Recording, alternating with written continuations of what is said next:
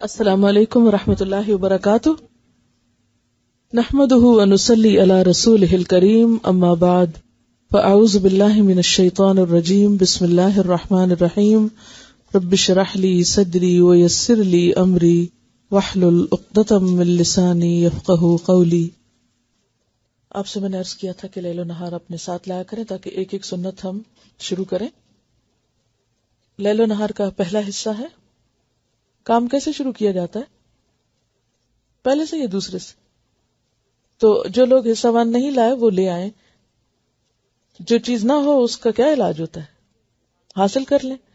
چلیے اس کا مقدمہ سے ہم شروع کرتے ہیں۔ الحمدللہ والصلاة والسلام علی نبیہ محمد صلی اللہ علیہ وسلم وعلی اتباعہ واہل بیتہ وعترتہ اجمعین، اما بعد فاعوذ باللہ من الشیطان الرجیم، بسم اللہ الرحمن الرحیم، لقد کان لکم فی رسول اللہ اسوۃ حسنہ، یقیناً تمہارے لیے رسول اکرم صلی اللہ علیہ وسلم کی زندگی میں عمدہ نمونہ موجود ہے، یعنی آپ کی زندگی ایک خوبصورت زندگی ہے، اللہ تعالیٰ کی پسندیدہ زندگی ہے۔ اور زندگی کیا ہوتی ہے؟ آپ کا چلنا پھرنا اٹھنا بیٹھنا، سارے طور طریقے اللہ تعالیٰ کو بے حد محبوب تھے۔ تو جو شخص یہ چاہتا ہو کہ وہ بھی اللہ کا محبوب بن جائے، اللہ تعالیٰ اس سے محبت کرے، تو اسے چاہیے کہ پھر وہ اللہ کے محبوب جیسا بننے کی کوشش کرے، آپ کی سنتوں کی پیروی کرے۔ اور سنتوں کی پیروی کرنا دراصل زندگی میں عملی تبدیلی لانا ہے، یعنی ویسے زبانی یا نظریاتی طور پر تو ہم دعویٰ کرتے رہتے ہیں کہ ہم اللہ سے اور اللہ کے رسول صلی اللہ علیہ وسلم سے محبت کرتے ہیں، لیکن اس کا ثبوت بھی چاہیے۔ ہر محبت ثبوت چاہتی ہے نا، پروف چاہتی ہے۔ تو وہ پروف کیا ہے؟ آپ صلی اللہ علیہ وسلم کے طریقے کو اختیار کرنا، کیونکہ قرآن پاک میں اللہ تعالیٰ فرماتے ہیں قُلْ إِن كُنتُمْ تُحِبُّونَ اللَّهَ فَاتَّبِعُونِي يُحْبِبْكُمُ اللَّهُ، کہہ دیجئے اگر تم اللہ سے محبت رکھتے ہو تو میرا اتباع کرو۔ یعنی ہر وہ شخص جو یہ دعویٰ کرتا ہے کہ وہ اللہ سے بہت محبت کرتا ہے تو اس کے لیے لازم ہے کہ وہ کیا کرے؟ رسول اللہ صلی اللہ علیہ وسلم کے نقش قدم کی پیروی کرے۔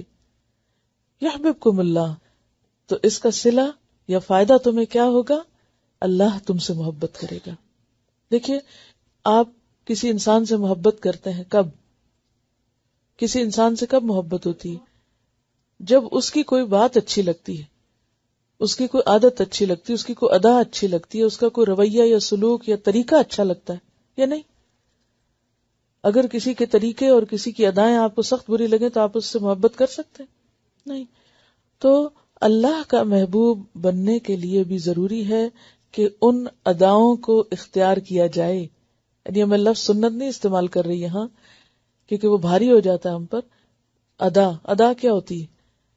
ادائیں کس کو کہتے ہیں؟ یعنی کسی بھی کام کو کرنے کا جو سٹائل ہے، جو طریقہ ہے یا جو موومنٹ ہے، وہ ادا کہلاتی۔ تو ہمیں اللہ تعالیٰ کا محبوب بننے کے لیے اللہ کے محبوب کی اداؤں کو اپنی ادائیں بنانے کی ضرورت ہے۔ آپ صلی اللہ علیہ وسلم کی زندگی کی انتہائی پرائیویٹ باتیں ہیں جو بعض اوقات پبلکلی کرنے کی ضرورت ہوتی ہے تاکہ آپ کی زندگی کے اندرونی گوشے بھی لوگوں کے سامنے آئیں اور وہ اپنی ازدواجی زندگیوں میں کسی تنگی یا مشکل کا شکار نہ ہوں۔ کبھی ایک غسل سے تمام ازواج کے ہاں جاتے اور کبھی ہر ایک کے ہاں الگ الگ غسل کرتے، کبھی سفر سے رات کو لوٹتے اور اس رات ازواج کے گھر نہ جاتے اور دوسروں کو بھی ایسا کرنے سے منع فرماتے۔ یعنی مراد یہ ہے کہ پھر مسجد میں ہی رہتے تھے، رات کے وقت گھر جانے کو ناپسند کرتے۔ جہاں آپ صلی اللہ علیہ وسلم کی ازواج کا معاملہ آتا ہے تو بعض اوقات ہمارے ذہنوں میں کچھ غلط فہمیاں پیدا ہوتی ہیں یا شیطان وسوسے ڈالتا ہے، تو اس پر ایک کیسٹ ہے رسول اللہ کی شادیاں صلی اللہ علیہ وسلم۔ اگر آپ کے ذہن میں کوئی بھی ایسا سوال ہو تو اس پہ انشاءاللہ کافی تفصیلاً بات ہوئی ہے کہ آپ کی ایک سے زیادہ ازواج کیوں تھیں۔ ان اداؤں کو اختیار کرنے کی ضرورت ہے کیونکہ انہی اداؤں کی وجہ سے رسول اللہ صلی اللہ علیہ وسلم اللہ کے محبوب تھے۔ جو بھی چاہتا ہے وہ اللہ کا محبوب بنے، اس کو وہی ادائیں اختیار کرنی ہے۔ اور پھر وہی بات کہ قل ان صلاتی و نسکی و محیای و مماتی، محیایا کیا ہے؟ آغاز زندگی ہے، اور مماتی کیا ہے؟ یعنی اختتام زندگی ہے۔ تو میری زندگی کا آغاز اور اختتام چاہے وہ ہر روز کی حد تک ہو، یعنی اس کا ہر جز، یعنی ہر روز کا دن کیا ہے، آغاز اور انتہا. جیسے ایک زندگی کی بڑی ابتدا اور انتہا ہے نا، صبح اور شام، اسی طرح زندگی کا ہر روز ایک ایک یونٹ ہے اس کا، جس کی آغاز اور انتہا ہے. تو میری زندگی یا میرے دن کا آغاز اور میرے دن کا اختتام کس طرح ہو؟ اللہ کے پسندیدہ طریقے کے مطابق ہو، اور وہ طریقہ یقیناً نبی صلی اللہ علیہ وسلم کا طریقہ ہے. اس لیے ہمیں اپنی ذاتی زندگی میں، یعنی پرسنل لائف میں، اور انتہائی پرسنل لائف میں، گھریلو زندگی میں اور معاشرتی زندگی میں، ازدواجی زندگی میں، معیشت میں، معاشرت میں، تجارت میں، سیاست میں، ثقافت میں، ہر چیز میں انہی طریقوں کو اپنے سامنے رکھنے کی ضرورت ہے، اور ان کی یاد دہانی کی بھی. اور اس کے لیے ابتدا میں انہوں نے آپ صلی اللہ علیہ وسلم کی زندگی کے کچھ حالات رکھے ہیں، وہ میں ابھی چھوڑ رہی ہوں کیونکہ ہم ذرا تفصیل سے ان کو الگ طور پر پڑھیں گے انشاءاللہ. لیکن آج ہم ایک سنت کا آغاز کر لیتے ہیں. سب سے پہلی چیز جو ہے، یا پہلی سنت جو ہے، وہ نیند سے بیدار ہونے کے وقت کی سنت ہے، یعنی دن کے آغاز کی سنت، کہ آپ دن کا آغاز کیسے کریں گے، سونے کے بعد اٹھیں گے کیسے. اس میں پہلی بات، نیند سے اٹھتے ہی دونوں ہاتھوں سے چہرے اور آنکھوں کو ملیے تاکہ نیند کا خمار دور ہو جائے. آپ کا طریقہ یہی تھا، دونوں ہاتھوں سے چہرے اور آنکھوں کو. اور آنکھوں کو کیسے ملیں گے؟ جیسے بچے ملتے ہیں، انگلیوں کے پوروں سے نہیں بلکہ مڈل سے. اب بچوں کا اگر کبھی چھوٹے بالکل انفینٹس جو ہوتے ہیں، اگر ان کو آپ دیکھیں انگلیاں یعنی ہاتھ ملتے چہرے پر، تو وہ پوروں سے نہیں ملیں گے، وہ کس سے کریں گے؟ اس طرح. پوروں سے کیوں نہیں ملنا؟ کیونکہ انسان کے ناخن یا پور جو ہیں یا انگلیوں کے جو اگلے حصے ہیں، ہو سکتا ہے سوتے وقت کسی گندی جگہ پر جا پڑے ہوں، اور پھر وہ گندے ہاتھ اگر آپ صبح سویرے اٹھ کے اپنی آنکھوں کو ملنے میں استعمال کر رہے ہیں تو وہ گندگی آنکھوں میں چلی جائے گی اور نقصان دہ ہوگی. لیکن یعنی انگلیوں کے درمیان سے، اور جس طرح بچے آنکھوں کو ملتے ہیں اس طرح آنکھوں کو ملنا چاہیے. یہ ایک طرح سے ہلکی سی ایکسرسائز ہوتی ہے آنکھوں کی، اور اس سے انسان کو بیدار ہونے میں اور ایکٹیو ہونے میں اور فریش ہونے میں مدد ملتی ہے. دوسری بات، بیدار ہونے یعنی جاگنے کے بعد اور بستر چھوڑنے سے پہلے، یعنی بستر سے اٹھنے سے پہلے، اب یہ یاد رکھنا ہے آپ کو، یہ دعا پڑھیے، الحمدللہ الذی احیانا بعدما اماتنا والیہ النشور. تمام تر تعریفیں اللہ تعالیٰ ہی کے لیے ہیں کہ جس نے ہمیں مارنے یعنی سونے کے بعد زندہ کیا، یعنی اٹھایا، اور اس کی طرف ہی ہمیں لوٹ کر جانا ہے. پھر آپ دیکھیے کہ پہلی ہی دعا میں کس چیز کی یاد دہانی ہے؟ اٹھتے ہی سب سے پہلا سبق کیا پڑھنا ہے؟ کہ ہمیں شکر ہے آج کا دن تو مل گیا، لیکن ایک دن واپس بھی جانا ہے. اور وہی بات کہ اصل مومن کے نزدیک آخرت کی اہمیت اس زندگی یا اس دنیا سے زیادہ ہے، کیونکہ یہ زندگی ہمارے لیے تھوڑے دن کے لیے، یہ تو ایک کام کرنے کا وقت ہے. اصل جو ہمیں زندگی ملنے والی ہے، یا جہاں ہمیں رہنا ہے، یا جو ہمارا گھر ہے، یا جہاں ہمیں ہمیشہ ہمیشہ کے لیے بسنا ہے، وہ آخرت ہے. اور شیطان ہمیں اسی حقیقت کو بھلوائے رکھتا ہے. وہ ہمارے سامنے ہر روز صبح اٹھتے ہی اس دنیا کو سب سے بڑا مسئلہ بنا کے دکھاتا ہے. کوئی نہ کوئی غم سویرے اٹھتے ہی لاحق ہو جائے گا، کوئی نہ کوئی فکر اور کوئی نہ کوئی پریشانی، اور عموماً وہ کون سی ہوتی؟ دنیا ہی کے کسی مسئلے کی ہوتی. لیکن نبی صلی اللہ علیہ وسلم نے جو طریقہ سکھایا اس میں دنیا سے زیادہ آخرت کو اہمیت دی. اور جس شخص کی زندگی میں آخرت اہم ہو جائے، اس کے نمبر ایک تو دنیا کے مسئلے کم ہو جاتے ہیں، اور نمبر دو یہ کہ وہ پھر حقیقی تقوی کے ساتھ زندگی بسر کرنے کی کوشش کرتا ہے. تیسری سنت بخاری کی روایت ہے، جب تم میں سے کوئی نیند سے بیدار ہو تو 3 مرتبہ اپنی ناک جھاڑ کر صاف کرے، اس لیے کہ شیطان ناک کے نتنوں کی ہڈی پہ رات گزارتا ہے. اور یہ ظاہر ہے کہ بستر سے اٹھنے کے بعد جب وضو کریں گے تو فجر کی نماز کے لیے جب وضو کرتے ہیں، یہ سب سے پہلا وضو جب صبح کرتے ہیں، تو اس میں صرف ناک میں پانی نہیں ڈالنا چاہیے، بلکہ ناک میں پانی ڈال کر باقاعدہ اس کو جھاڑنا چاہیے. ازواج مطہرات کے ساتھ برتاؤ. حضرت انس رضی اللہ عنہ سے حدیث صحیح میں مروی ہے کہ آپ نے فرمایا تمہاری اس دنیا میں سے میرے لیے عورتیں اور خوشبو پسندیدہ بنا دی گئی، لیکن نماز میں میری دلی مسرت ہے۔ تمام ازواج کے ساتھ شباشی، رہن سہن، نان نفقہ میں برابر کا سلوک کرتے۔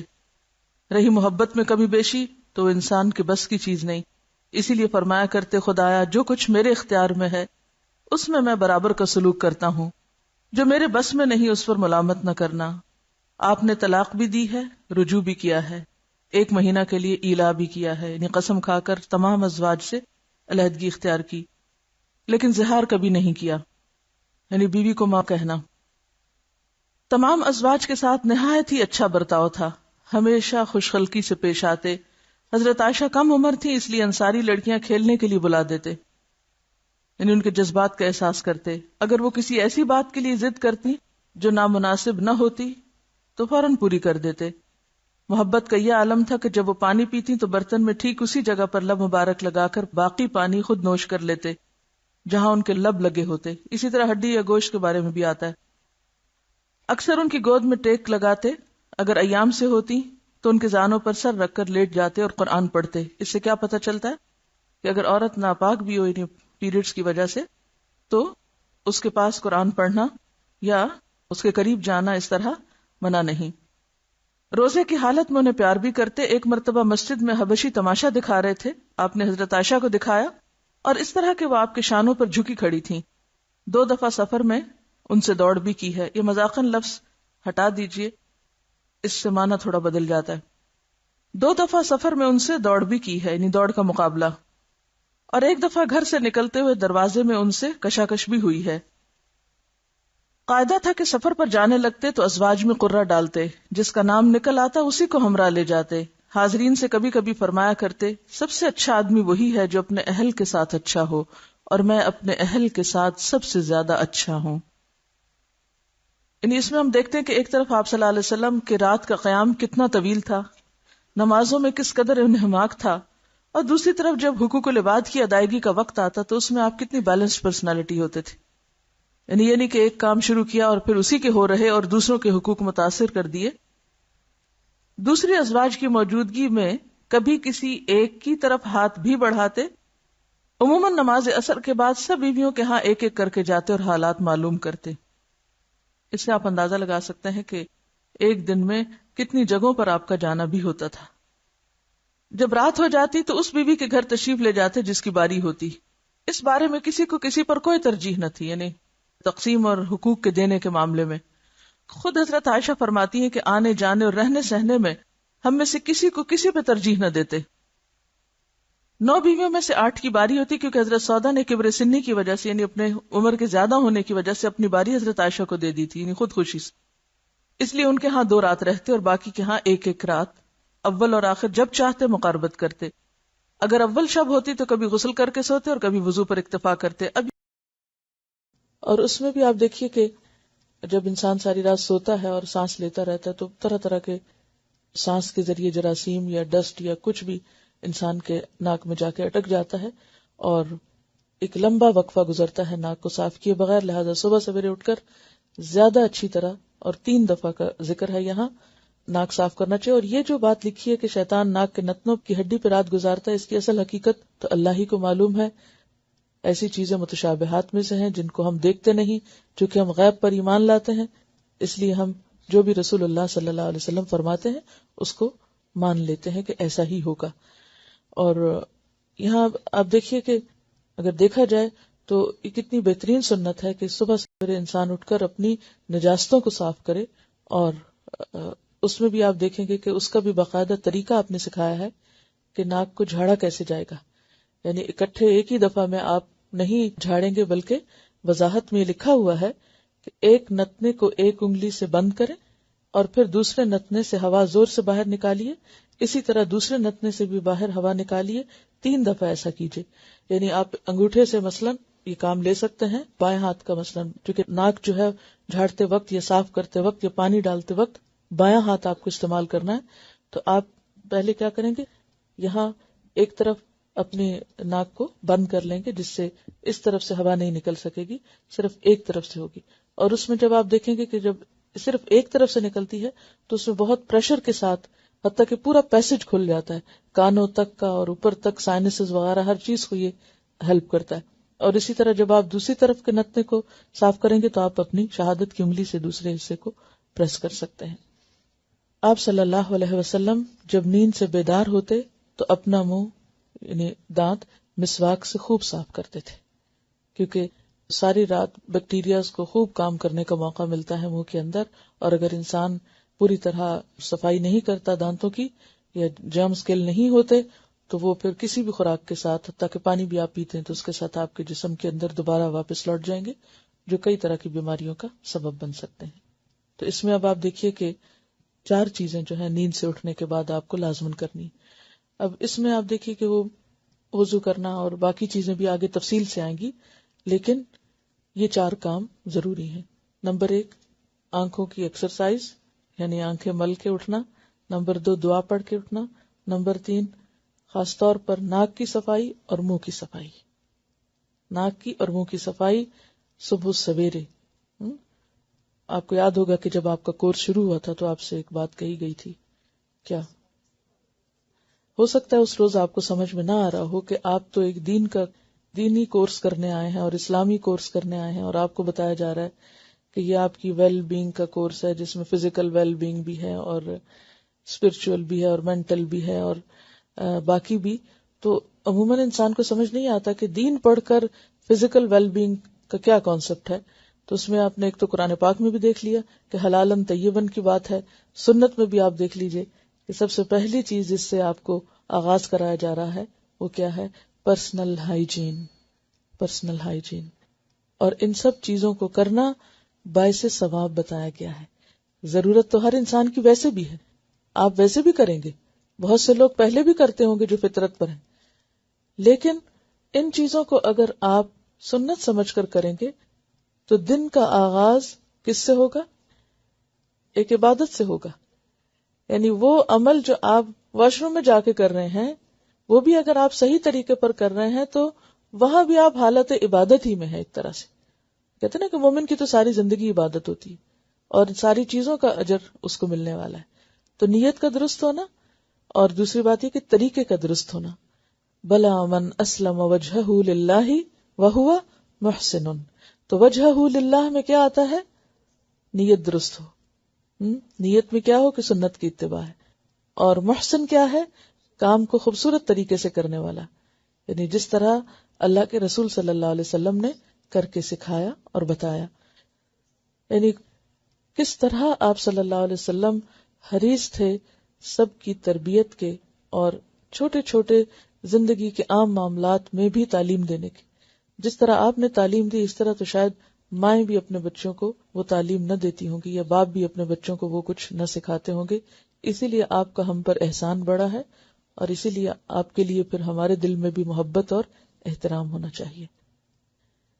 اچھا، اس میں پھر چھوٹا سا آپ کا آپشنل ہوم ورک ہے، فرض کے درجے میں نہیں ہے لیکن آپشنل ہے، اور وہ کیا ہے کہ اگر کچھ لوگ ناک جھاڑنے کے اسلامی طریقے پر کچھ ریسرچ کر سکیں کہ اس طریقے پر ناک صاف کرنے میں جسمانی طور پر کیا فائدے ہیں، اور صبح سویرے خاص طور پر اس طریقے پر ناک صاف کرنا کیوں ضروری ہے اور نہ کرنے کے کیا نقصان ہو سکتے ہیں اور کرنے کے فائدے کیا ہو سکتے ہیں.